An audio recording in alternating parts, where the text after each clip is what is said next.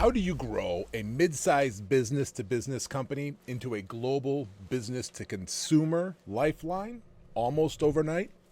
How did one executive's obsession with customer experience revolutionize the way we connect every day? Stay tuned as we unveil the story of a leader whose attention to detail not only built a great product, it really created a new way of working for millions of people. This is not about technology. It's about the relentless pursuit of perfection. Join us as we discuss the critical role of one leader's thoroughness in transforming the company from a relative obscurity organization into a market share leader. All this on today's episode of Boss Beat, a latte of leadership for those seeking to be and build better bosses in business. I'm Ben, and yes, I do like my bees. Meet Eric Wan.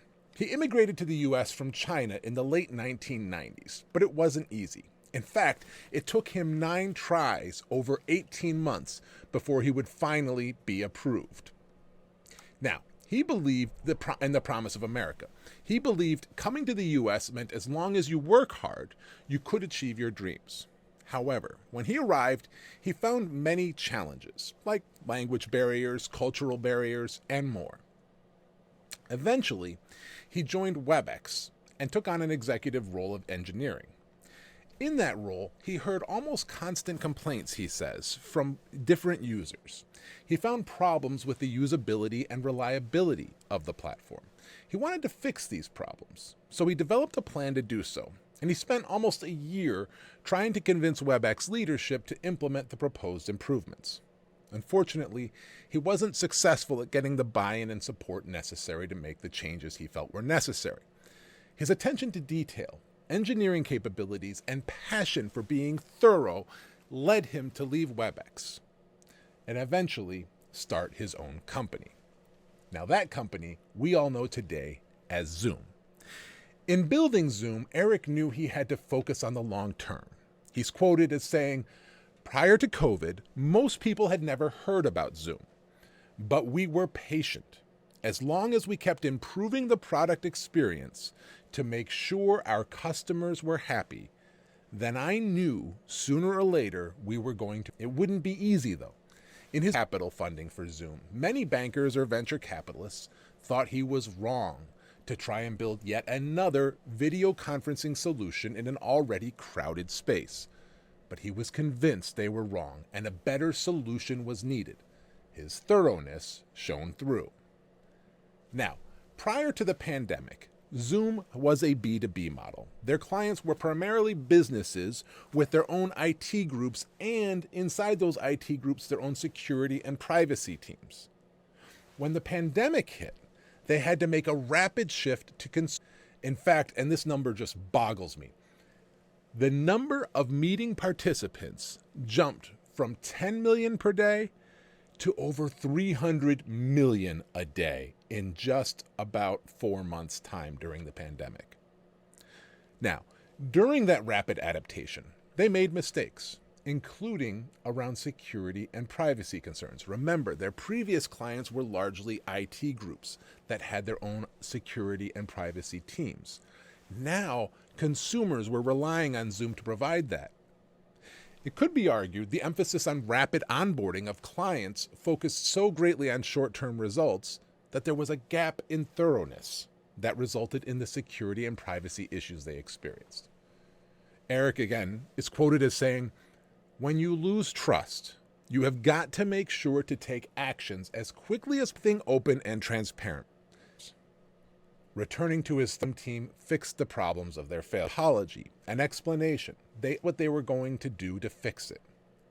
He personally hosted weekly security meetings with end users to share with them transparently about their efforts, plans, and programs, how they were doubling down on security and privacy. He made it clear that evidence would be seen not only in their words, but in their actions taken. For example, prior to COVID, Zoom had a relatively small privacy and security team of about 12 people. Today, they have over 200 people on that team. His thoroughness remains.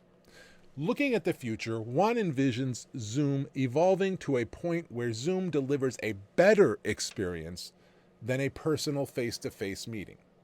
He has big plans for the company, their people, and all their stakeholders. That is thoroughness. Focus on long-term results over short-term wins while being detail-oriented. Now, every episode of Boss Beat, we cover one of the major principles, today's being thoroughness. We also cover a handful of attributes that support that principle. Today, we're going to cover 3. The first is patience.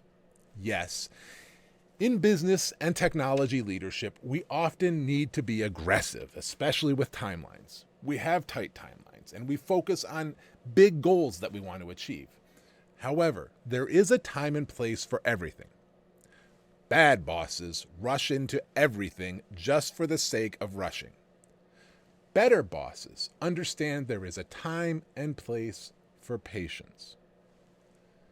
The second attribute is vision. Without a vision, the people perish. Eric had a vision for a better video communication experience when he was at WebEx. Now, executives there could not get behind his vision, so he took it elsewhere, and it was the foundation of what is today's Zoom. For your products, a vision, and support the visions of others when they align with your business. The last attribute we want to talk about today is awareness. When we talk about awareness in leadership, we're talking about both external awareness and internal awareness. External is about the industry, your competitors, economy, and markets. To do that, to have a good external awareness, make sure you're reading journals, staying on top of the awareness, your self-awareness. You've got. Now, before we wrap on that, I'll leave you with a little bit of inspiration as I look back to Eric for his quote. Sometimes employees just focus, or the title. That's longer term. You have to look at making sure the happiness is sustainable. Always think about the long run, making the customer happy, making the employee happy, and down the road, you will get a much better return. So as you seek to be and build better boss behaviors in your business, some questions to challenge your thinking today and going ahead. First, what are you focusing on? Short-term wins or long-term happiness? And second, what return on investment will you get for that? Now, every episode of Boss Beat focuses on one of the 7 core principles of the acronym model of servant leadership. That's populating on your screen. They are selflessness, empathy, resolve, virtuousness, authenticity, nonpartisanship, and thoroughness. Why do we use the acronym model of servant leadership? Because there are dozens, if not, there are really hundreds of fantastic books on leadership. The only problem is so many of them focus on one person's lived experience, what they think makes great leadership. The acronym model of servant leadership is built on hundreds of attributes across hundreds of books so that you know that the advice and insight you get here is tried and true, practical, and applicable in your workplace. If you like this sort of advice, in the trenches, real-world leadership examples for your business, check out modernservantleader.com. There you'll find gobs of free resources as well as courses I teach with a similar content and focus. I'm Ben Lichtenwalder, my friends. Until next time, keep serving.